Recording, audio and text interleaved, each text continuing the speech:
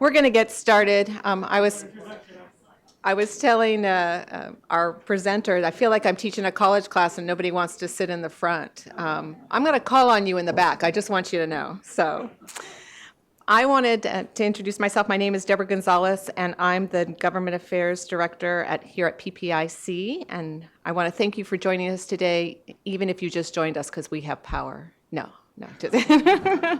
too soon for that. You'll see in our poll, people are pretty bitter about that, so I probably shouldn't use that as an opening joke. I'll work on that. For those of you who are not familiar with PPIC, we're a nonpartisan, nonprofit think tank with offices both in San Francisco and in Sacramento. And for today's program, we're going to learn about the finding of PPIC's latest statewide survey of Californians and their government. The survey was supported with funding from the James Irvine Foundation and the PPIC Donor Circle, and we'd like to thank them for their support of this work.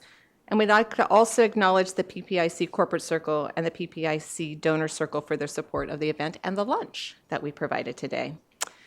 At registration, you should have received a document that contains some key findings of this survey. The full survey report, along with the crosstabs and time trends for adults and likely voters, as well as the slide from today's presentation, are now available online at ppic.org. And after the presentation, we should have plenty of time for audience questions and answers. Just a few things before we begin. We have a couple of upcoming events we would like to tell you about. On December 5th, our event, A Path Forward for California's Freshwater Ecosystems, will take place here at the Capitol Event Center, featuring a presentation on a new PPIC Water Policy Center report, as well as a great panel of experts. And then on December 12th, we will host the Chief Justice of California over at the Sheraton. You may sign up for both events online at ppic.org. Later today, you're going to be surprised, but you're going to receive a survey, and it's what we like to do. And we really ask that you would respond to the survey because we do read them and we do take your recommendations into consideration. And finally, please turn off your cell phones. So Californians go to the polls in just 3.5 months. While it may seem like a lifetime for those who are already overwhelmed by nonstop coverage of the House impeachment hearings or the Democratic debate schedule and the drama who will be on stage, in reality, 3.5 months will fly by.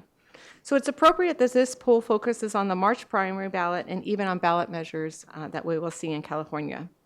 The horse race between Democratic candidates is very interesting. Something to consider, this is what I was looking at yesterday, is that California has 22% of the delegates it will take to win the Democratic national nomination in the first round. But, this is why our poll was fun, we are not a winner-take-all state. A large group of these delegates are apportioned by congressional district, and more importantly, candidates need to get 15% of the vote to qualify for them. So that means you might want to look at our crosstabs. While we don't actually break down by congressional districts, we do some regional breakouts, which is interesting. Our crosstabs are my favorite part of our survey. It's how I got to know PPIC, so I recommend them highly to you. There are also a number of important issues in this poll. Californians are concerned about fire, power outages, homelessness, and income inequality. So I know that you will really find this presentation very interesting. So let's get to the presentation. I'd now like to welcome my colleague and PPIC Research Associate, Alyssa Dykman, who will present the survey findings. And thank you.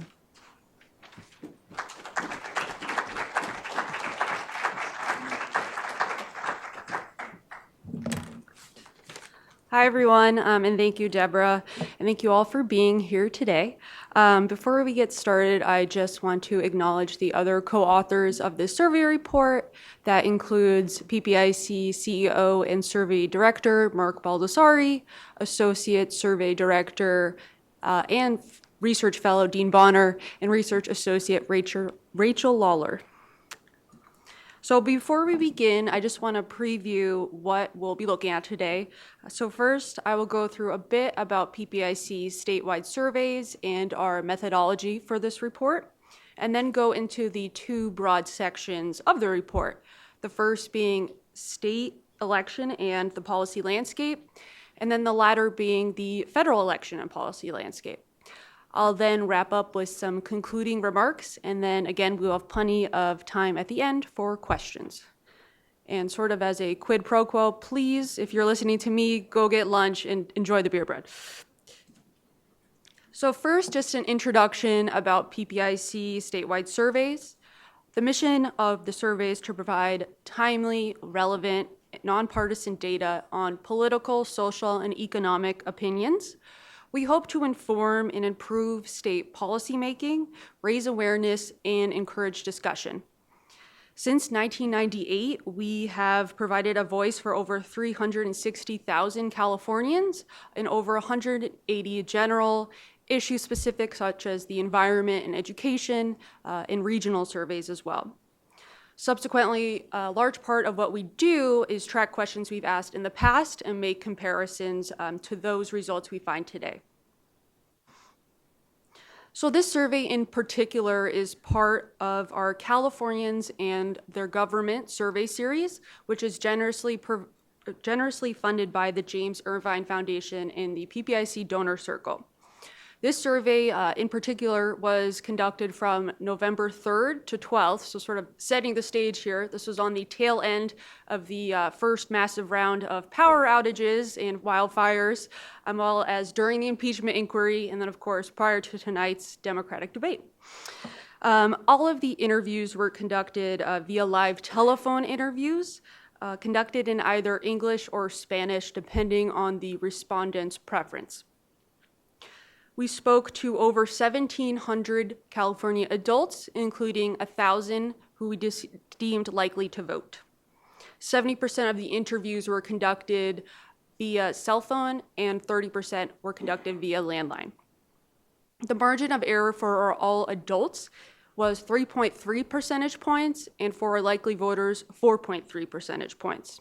So again, as Deborah mentioned, this survey covered a diverse array of topics, including views on our state and federal elected officials, wildfires, power shutoffs, homelessness, healthcare, the impeachment process, state ballot measures, the 2020 presidential election, and more. So large swath of topics there. So let's just get into it and look at our state election and policy landscape, starting with the approval of our state elected officials. So as we approach the end of the year and our sixth and final poll of Governor Newsom's first year in office, we find just under half of adults and likely voters say they approve of the way he is handling his job. Governor Newsom's approval rating was similar in January at the beginning of his term, but fewer adults today say they have not heard enough or don't have an opinion. About half as few say they don't have an opinion today. Notably, again, this is our first read on the governor's approval rating since he declared a state wildfire emergency several weeks ago, but nonetheless, his approval has remained steady throughout the year, within a fairly narrow range, as you can see here, ranging from 44 to 48%. Today, we find 7 in 10 Democrats, 4 in 10 independents, and about 1 in 10 Republicans approve. Regionally, majorities in the San Francisco Bay Area and Los Angeles approve of the governor, compared to fewer elsewhere. And across racial and ethnic groups, majorities of African Americans, Latinos, and Asian Americans approve, compared to about 4 in 10 whites. Now, turning to the state legislature, about 4 in 10 adults and likely voters approve of the way it is handling its job. Approval ratings for the state legislature were slightly higher in January, but nonetheless have remained relatively within the same range over the year. Today, about 6 in 10 Democrats, 1 in 3 independents, and about 1 in 10 Republicans approve. Regionally, half of adults in Los Angeles approve, compared to fewer elsewhere. Across racial and ethnic groups, about half of Asian Americans and Latinos approve, compared to just under half of African Americans and about 1 in 3 whites.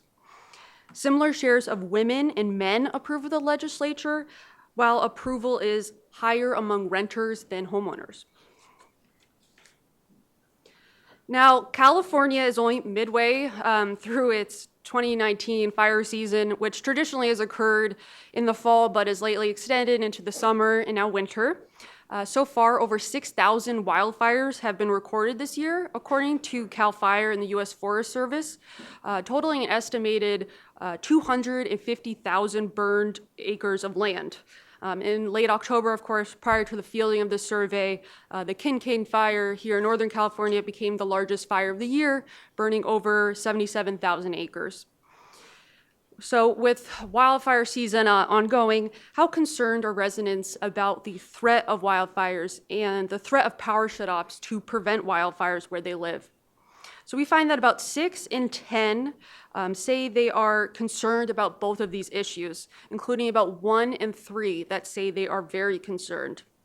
Across parties, regions, and demographic groups, majorities are at least somewhat concerned about both wildfires and power shutoffs. Notably, about 4 in 10 in the Bay Area say they are very concerned about both wildfires and power shutoffs. Now, some local utility providers have been criticized for the way they have handled power shutoffs to prevent wildfires this fall.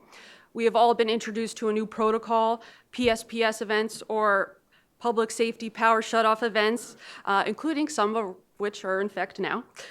This protocol involves preemptively shutting off power to residents due to perceived risks of wildfires starting in high winds and dry conditions, which could, of course, threaten portions of the electric system. So when asked how much confidence Californians have in their local utility providers' handling of the issue, we find nearly 4 in 10 residents have a great deal or quite a lot of confidence. This includes more than 3 in 10 across partisan groups. And as you can see here on the slide, there are notable regional differences. About 1 in 5 in the Central Valley, Inland Empire, Los Angeles, and Orange County, San Diego say they have a great deal of confidence, compared to about 1 in 10 in the Bay Area. In fact, Bay Area residents are the least likely to say they have a great deal or quite a lot of confidence, and they are the most likely to say they have little or no confidence at all. So now that the governor has come out quite vocally about how he feels the utilities handling the situation has been, how do Californians feel about the governor's handling of the issue? So today we find that 46% of adults and 42% of likely voters approve of the way Governor Newsom is handling the issue of wildfires and power shutoffs. The results are similar to Governor Newsom's overall approval and to his approval of handling the issue of wildfire prevention in response in a question we asked earlier in May. Today, similar to his overall approval, 6 in 10 Democrats, 1 in 3 independents, and only 17% of Republicans approve.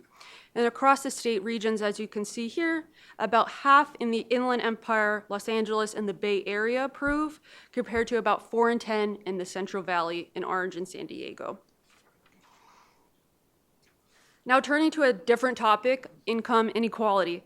So one question we asked to grasp at this is whether residents think the state is divided into 2 economic groups, the haves or the have-nots. Today we find that about 6 in 10 Californians say the state is divided this way. Similar shares held this view when we last asked this question over a year ago. Indeed, today, majorities of adults across age, education, income, and regional groups say the state is divided into the haves and the have-nots. Across racial ethnic groups, there are stark differences, with African Americans the most likely to have this perception, but majorities of Asian Americans, Latinos, and whites also hold this view. Women and men, as well as renters and homeowners, say the state is divided into the have and have-nots, with about 6 in 10 of those respective groups holding this view. And across parties, majorities of Democrats, Independents, and Republicans all say the state is divided this way. Now, we have a follow-up to the previous question, and we asked respondents to identify which group they belong in, the haves or the have-nots. So when asked to say which of the 2 economic groups they're in, 41% of adults say they are in the haves, and 44% say they're in the have-nots. In December, a similar proportion held both of these views. Today, there are notable income findings highlighted here on the slide, with 2 and 3 higher earning Californians, or those earning $80,000 or more, saying they are in the haves, while similar shares of lower earning Californians, or those with incomes under $40,000, saying they're in the have-nots. Californians in that middle bracket are more divided in their views. Across racial and ethnic groups, more than half of Latinos and African Americans say they are in the haves, while about half of whites they say they're in the have-nots, while about half of whites say they're in the haves. Asian Americans are divided, with about 4 in 10 saying they're in the haves and 4 in 10 saying they're in the have-nots. In addition, about half of residents in the San Francisco Bay Area say they are in the haves, compared to fewer in other regions. And finally, across parties, about half of Democrats, Republicans, and independents say they're in the haves. And looking at non-voters, we find about 58% of adults who are non-voters say they're in the have-nots, which highlights just one example of the markedly different political perceptions and attitudes of voters and non-voters. And in fact, we actually published a report, California's Exclusive Electorate, that you can check out more information on these types of differences. So now that we know Californians' opinions on the two economic groups, do residents think they have an equal opportunity to get ahead? Today, we find 52% of adults say the government should do more to make sure all Californians have an equal opportunity to get ahead, while 41% say that all Californians already have an equal opportunity to get ahead. Across income groups, the share of those saying the government should do more declines with rising income, with those earning under $40,000 the most likely to say this. Across parties, a solid majority of Democrats say the government should do more, while a similar majority of Republicans say that all Californians have the equal opportunity to get ahead. Independents, though, are divided on this. And across racial and ethnic groups, we find majorities of African Americans and Latinos, and 48% of Asian Americans and whites say the government should do more. Notably, renters are much more likely than homeowners, and women are much more likely than men to say the government should do more. Now, turning to an issue integral to California's income inequality, which is homelessness. So California's homeless population comprises nearly 130,000 people and makes up about 1/4 of the national total. When asked about the presence of homeless people in their local community, 6 in 10 Californians say they are very concerned, with another 1 in 4 saying that they are somewhat concerned. Concern about the presence of homeless people is widespread, with majorities across regions very concerned, with Bay Area residents the most likely to say this. Notably, about 6 in 10 Democrats, Republicans, and independents all say they are very concerned, thus transcending partisan polarization. Additionally, majorities across age, education, income, and racial and ethnic groups are very concerned. And across these groups, concern is highest among African Americans, with 77% saying they're very concerned. From a generational standpoint, Californians who are younger, or those 18 to 34, are less likely than older Californians to be very concerned. So now that we know Californians are concerned, how have they perceived the local homeless population in the last 12 months? So we find about 6 in 10 Californians think the presence of homeless people in their local community has increased over the last year. As you can see here on the slide, majorities across regions, with the notable exception of Orange County and San Diego, which falls at 49%, hold this view. Majorities across parties and age, education, income, and racial ethnic groups also think it has increased. So according to recent data, about 7 in 10 homeless Californians were unsheltered, meaning they were living in streets, parks, or other locations not meant for human habitation. This is the highest rate in the nation. And recognizing this issue, the legal right to shelter has been a focus of the governor's Homeless and Supportive Housing Advisory Task Force. When asked if they favor or oppose a proposal requiring local governments to construct enough beds so that any homeless person requesting shelter could come indoors, an overwhelming majority of adults are in favor. The vast majority of Democrats, 2 and 3 independents, and more than half of Republicans are in favor, as are strong majorities across regions and demographic groups. Across regions, Los Angeles residents are the most likely to be in favor, with about 8 in 10 being supportive. Additionally, renters are more likely than homeowners, and lower-earning Californians are more likely than higher-earning residents to favor the right to shelter. So now transitioning to the 2020 elections. So in chronological order, we can start off with the primary election, which is on March 3rd, 100 days away or so. So another plug to be sure you register to vote. So in the March primary, we know we will see Proposition 13, which was an initiative passed and the governor signed. This is not to be confused with, of course, the 1978 landmark Proposition 13, which we will likely see on November.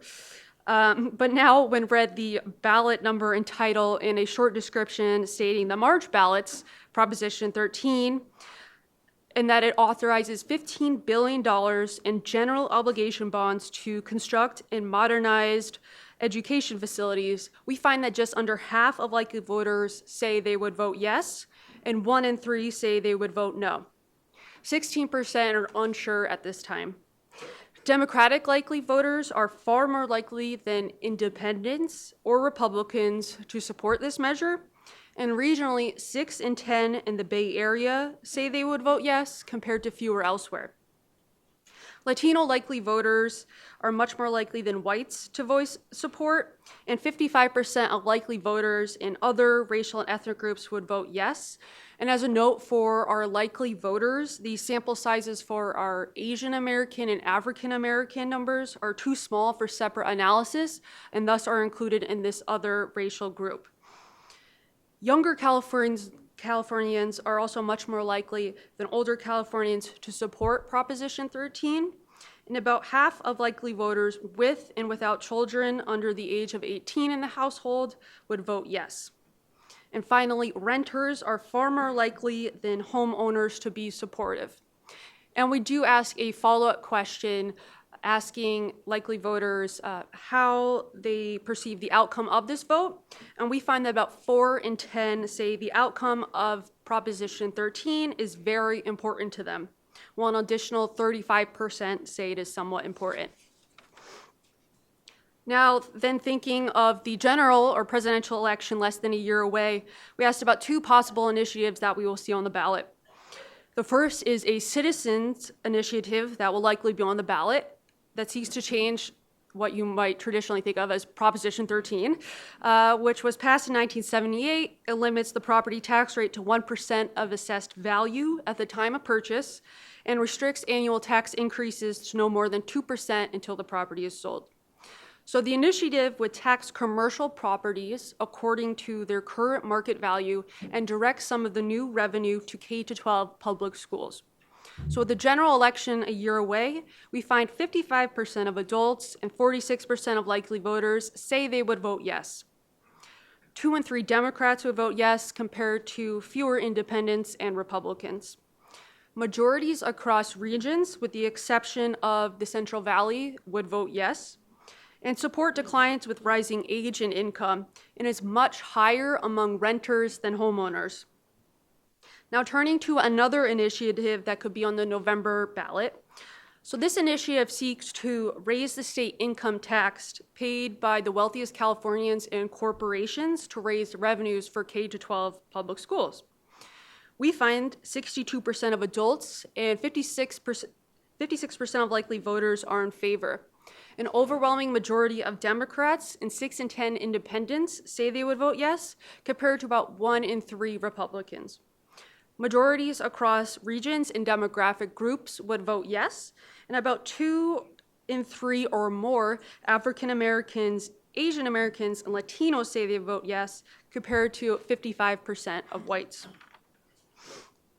Okay, so now moving on to the federal election and policy landscape, we'll first look at the approval ratings of our federal elected officials. So President Trump's approval rating stands at 33%, among adults and 39% among likely voters. His approval was similar in September as well as last December and has remained quite steady since his beginning of office.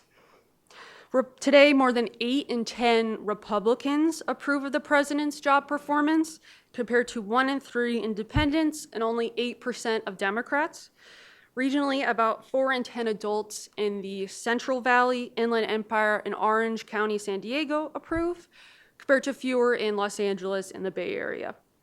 Across racial and ethnic groups, whites are much more likely than Asian Americans, Latinos to approve, and far more likely than African Americans to approve of the president. Older adults are also much more likely to approve than younger adults, as are homeowners compared to renters. There is a bit of a gender gap here as well, with men much more likely than women to approve of the president. And for a comparative standpoint, 41% of adults nationwide approved of the president's job performance and 57% disapproved, so his approval is slightly higher nationwide. The US Congress, however, continues to fall short of a higher approval rating than President Trump, with only 28% of adults and 21% of likely voters approving of the way it's handling its job. Approval was similar in September and in December of last year. Today, Democrats are more likely than Republicans and independents to approve of Congress, and regionally, fewer than 4 in 10 approve. Among racial and ethnic groups, Latinos and Asian Americans are much more likely than African Americans and whites to approve. And again, from a comparative standpoint, in a recent Gallup poll, 25% of adults nationwide approved of Congress, while 70% disapproved. So similar disapproval here in California as well as nationwide. Now turning to an event that has been in the spotlight, to say the least, since September 24th. So nearly 2 months ago, Speaker Nancy Pelosi announced the U.S. House of Representatives would begin a formal impeachment inquiry into President Trump. Today, we find adults and likely voters are divided about the way Democrats in Congress are handling the impeachment inquiry. When we look at the partisan breakdown, however, an overwhelming majority of Democrats approve, compared to about 4 in 10 independents and 1 in 10 Republicans. Regionally, residents in Los Angeles and the Bay Area are the most likely to approve. And among racial and ethnic groups, strong majorities of African Americans and Latinos approve, compared to fewer Asian Americans and whites. Additionally, women are more likely than men to approve, and younger Californians are somewhat more likely than older Californians to approve. According to an October CNN poll, 43% of adults nationwide approve of the way Democrats in Congress are handling the impeachment inquiry. So Californians are somewhat more likely than adults nationwide to approve.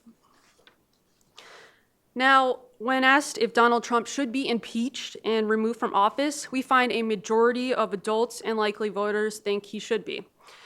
An overwhelming majority of Democrats and half of independents hold this view, compared to 1 in 10 Republicans.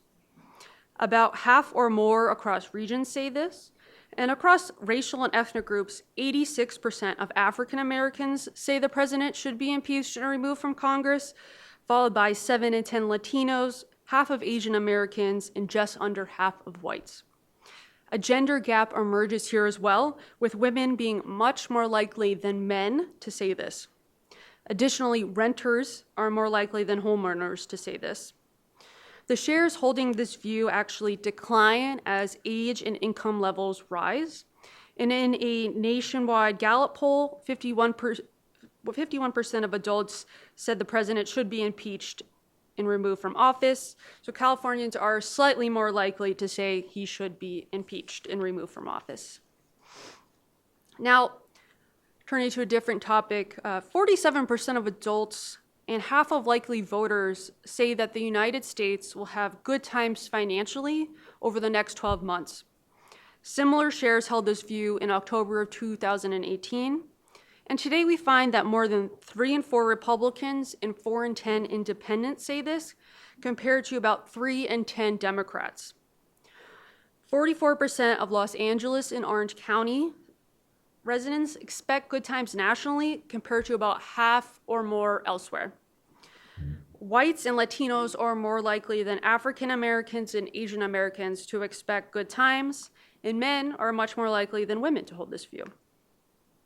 So while about half of Californians saying the nation will have good times financially over the next year, 6 in 10 say that the U.S. is generally going in the wrong direction.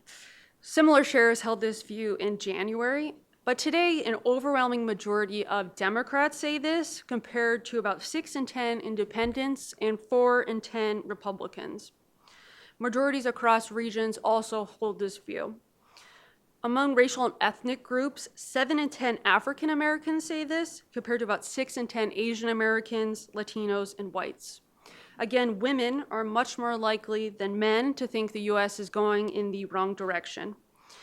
And 67% of younger Californians, or those age 18 to 34, think the country is going in the wrong direction, while 56% of those age 35 to 54 and 60% of those age 55 and older say this. Now, turning to an issue that has emerged as a top issue in the 2020 presidential race, which is healthcare. So when it comes to the federal government's role in providing healthcare coverage, majorities of adults and likely voters say that it is the responsibility of the federal government to make sure that all Americans have healthcare coverage. Across parties, overwhelming majorities of Democrats say it is the government's responsibility, as do 6 in 10 independents and about 1 in 4 Republicans. Majorities across regions and demographic groups say it is the government's responsibility. Yet when it comes to how this health care should be provided, Californians are divided, whether it should be a single payer system or a mix of private insurance companies and government programs. Among those who think it is the government's responsibility, 48% think it should be provided through a single payer system, while 44% say it should be through a mix of programs. Now, 7 in 10 adults and about 2 in 3 likely voters favor what is sometimes called a public option, which is a government-administered health plan that would be made available to all Americans alongside private health insurance plans.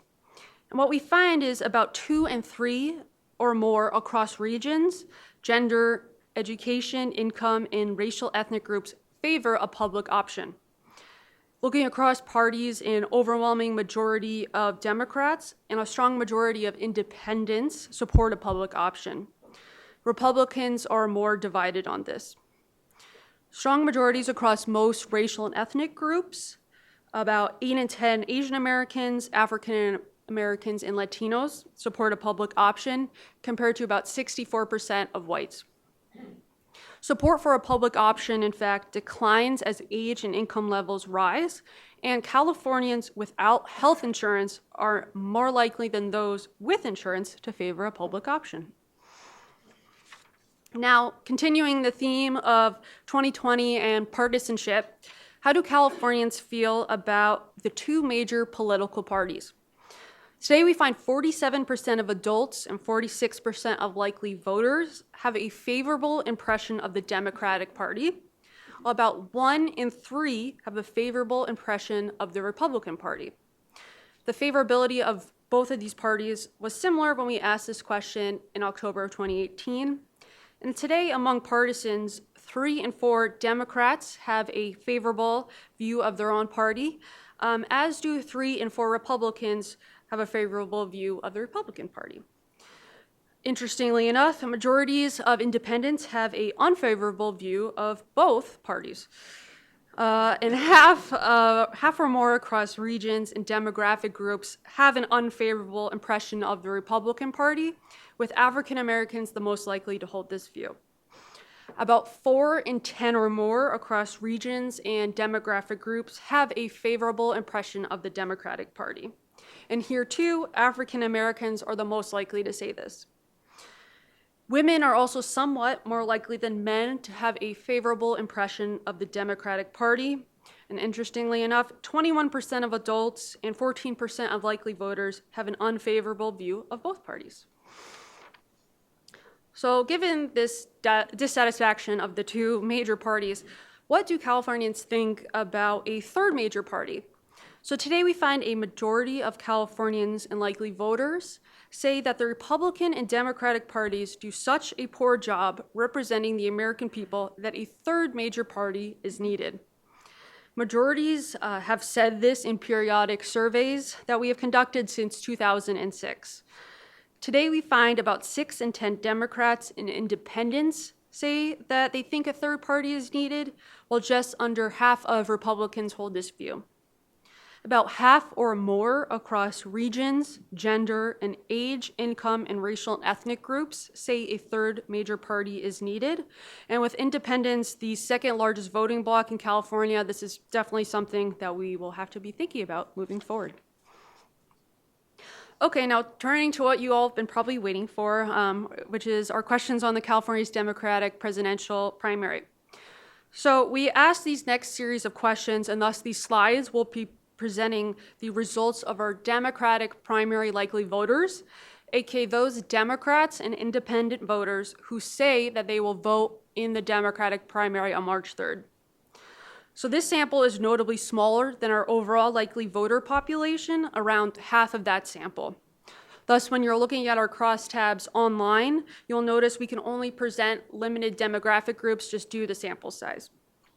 So now that given there is a debate tonight, thought it'd be fitting to show the findings of a question asking which one issue these voters want to hear the presidential candidates talk about from now until the primary. After asking this open-ended question, we find that likely voters would most like the candidates to talk about healthcare, the environment, jobs in the economy, and immigration. Education, schools, and teachers was the only other topic to be named by 5% or more of these likely voters. Notably, healthcare is named as a top issue across regions, among genders, those age 45 and older, whites, college graduates, and homeowners. Now, when it comes to the preference for a Democratic nominee, 55% of Democratic primary likely voters say it is more important to nominate the candidate who seems most likely to defeat Donald Trump than to nominate someone with positions on the issues that comes closest to theirs. There are notable generational differences here highlighted on this slide, with 54% of those age 18 to 44 saying it is more important to nominate the candidate whose position comes closest to theirs, while 2 in 3 of those 45 and older preferring the candidate who seems most likely to defeat Donald Trump. 3 in 10 whites prefer the candidate whose position comes closest to theirs, compared to 41% of Latinos and 45% of those in other racial and ethnic groups. Now, if the 2020 Democratic primary were being held today, 2 in 3 likely voters would choose either Joe Biden, Elizabeth Warren, or Bernie Sanders. 1 in 10 are unsure at this time, and other candidates listed by more than 5% or more include Kamala Harris, Pete Buttigieg, and Andrew Yang. The candidates we included in our question were the 9 candidates who qualified for an upcoming Democratic National Committee debate before the beginning of our fielding. Nonetheless, respondents had the opportunity to name someone else in their answer choices. For a point of comparison, in September, 2 in 3 named Elizabeth Warren, Joe Biden, or Bernie Sanders. And then comparing each of these candidates, Biden's numbers went up a bit, Warren's numbers remained the same, and Sanders dropped a bit. However, it's very important to keep in note the margin of error for likely voters is around 5%.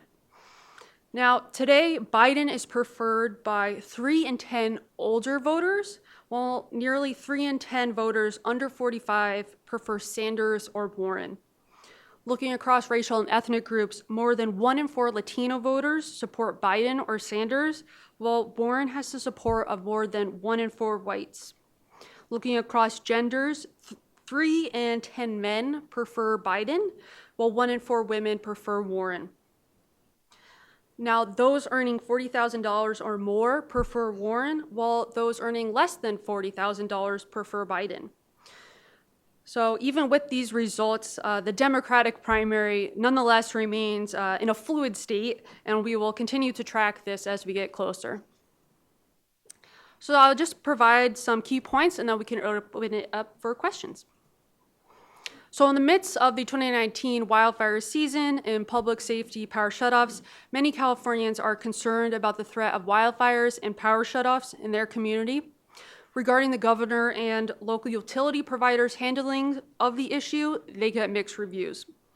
Majorities across regions are very concerned about homeless people in their community and have noticed an increase in the local homeless population. Looking ahead to the March primary, fewer than half of likely voters support the state school bond on the March ballot, Proposition 13, while majority support a tax on the wealthy for school funding that may be headed for the November ballot. In the midst of a national spotlighted impeachment process, most Californians favor impeaching and removing the president, while also giving mixed reviews of the way Democrats in Congress are handling the impeachment inquiry.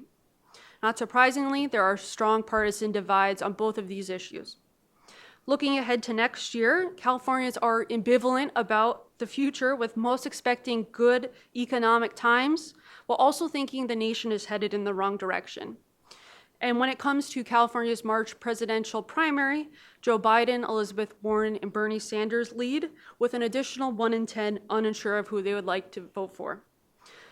Finally, likely voters also want to hear the candidates talk about healthcare and the environment during the upcoming debates, and want a candidate who seems most likely to defeat Donald Trump in 2020. Okay, thank you, and I'd like to open up for questions, but please wait for a mic.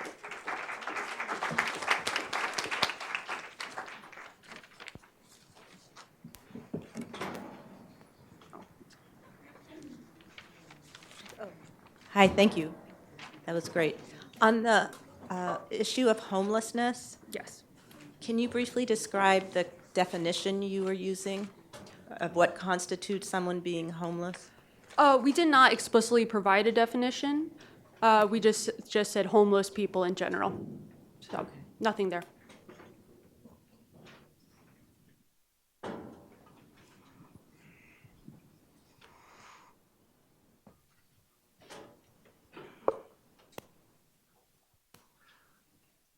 On the split roll question, there's been a lot of talk about the AG's title and summary, and I noticed that you used the question you used previously in September, so I'm just curious about that calculus. Yeah, on split roll, yes, since we didn't have an official ballot label and title summary yet, I think even for the March ballot, that voter guide just came out yesterday. So we will be continuing evolving and then following that guideline moving forward when that becomes available. I have two questions. The first being, what percentage of those surveyed are homeowners versus renters?